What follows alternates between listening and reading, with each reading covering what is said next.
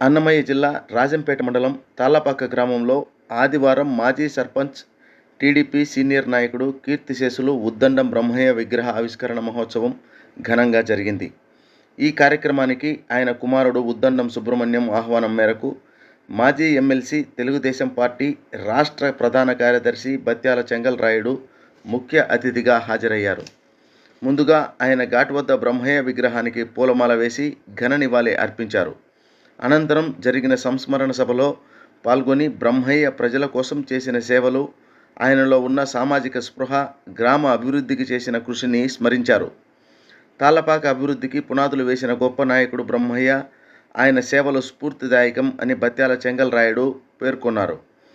ఈ కార్యక్రమంలో శ్రీశైలం దేవస్థానం trust board chairman Pothukunta Ramesh Naidu, Annamacharya విశ్వవిద్యాలయ ఛాన్సలర్ చొప్పా గంగిరెడ్డి, అన్నమాచార్య ఇంజనీరింగ్ కళాశాల కరస్పాండెంట్ మోదుగుల పెంచలయ్య, టీడీపీ కార్యనిర్వాహక కార్యదర్శి డాక్టర్ సుధాకర్, క్షత్రియ సంఘం రాష్ట్ర డైరెక్టర్ అద్దేపల్లి ప్రతాప్రాజు, డాక్టర్ పారా సుబ్బరాయుడు, జనసేన నాయకుడు అధికారి కృష్ణ, మాజీ మార్కెట్ కమిటీ చైర్మన్ ఎద్దల విజయసాగర్ తదితరులు పాల్గొన్నారు.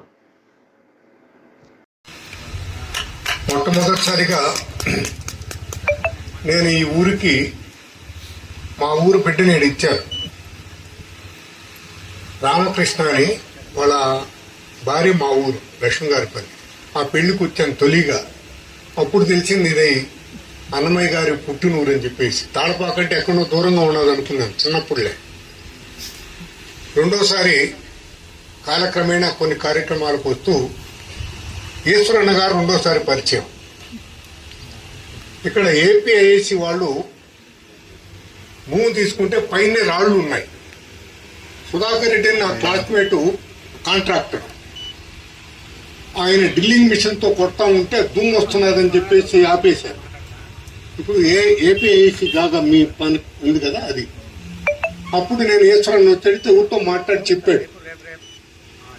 మళ్ళీ బ్రహ్మన్న గారి పరిచయం విచిత్రమైనటువంటి పరిస్థితి. ఆదికేశ్వర నాయుడు గారు, రమణాచారి గారు, ఈవో గారు ఇద్దరు తాళ్లపాకలో మీటింగ్ పెట్టారు. గ్రామస్తులంతా ఆ అన్నమయ్య విగ్రహాన్ని ఈ చెరువులో పెట్టి, చెరువుకు విగ్రహం వెంకటేశ్వర స్వామిది పెద్దది పెట్టి, అన్నమయ్య ఆ తాళ్లపాక దండాలు రాసినట్టుగా ఒక విగ్రహం చెరువులో పెట్టి, అక్కడ హుసేన్ సాగర్లో ఏ విధంగా బుద్ధుని విగ్రహం ఉందో ఆ మాదిరి ఇక్కడ పెట్టాలనేది గ్రామస్తుల యొక్క ఆలోచన. అంత తప్పు కాదు.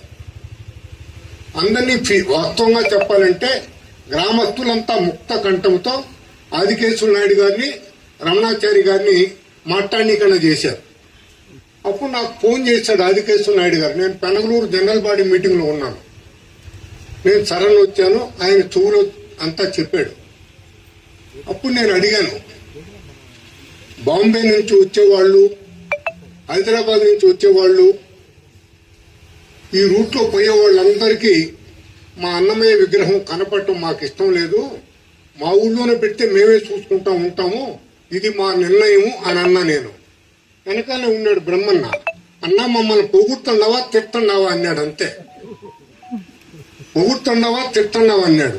నిజం చెప్పండి, నా రోడ్లో అన్నమయ్య విగ్రహం పెడితే ఆయన చెయ్యిట చాచుకున్నాడే, ఈ చెయ్యికి వచ్చేసి 150 టన్నులు కమ్మి పడుతుంది.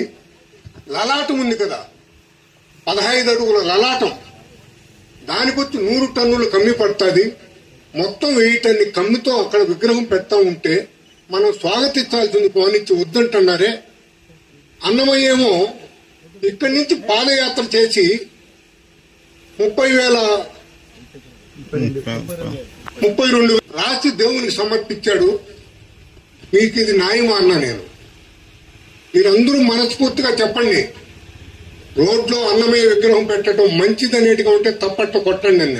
మెల్లిగా కొట్టారు. అందులో అదృష్టం నెట్టిట్ట చిన్నగా చూలో కొట్టినట్టు కొట్టన్నాడు. అన్నమయ్య కనపడాల గట్టిగా కొట్టండి వెంకటేశ్వర స్వామి. అప్పుడు కొట్టారు. ఏమన్నా నేను మిమ్మల్ని తిట్టినానా పొగిడినానా అన్నా. ఎట్టవుతే నేను ఎత్తపోయినానంటే ఆయన కోరిక మట్టిగేడా ఈ విగ్రహం పెట్టిన తర్వాత 10-15 సార్లు ఈవో గారిని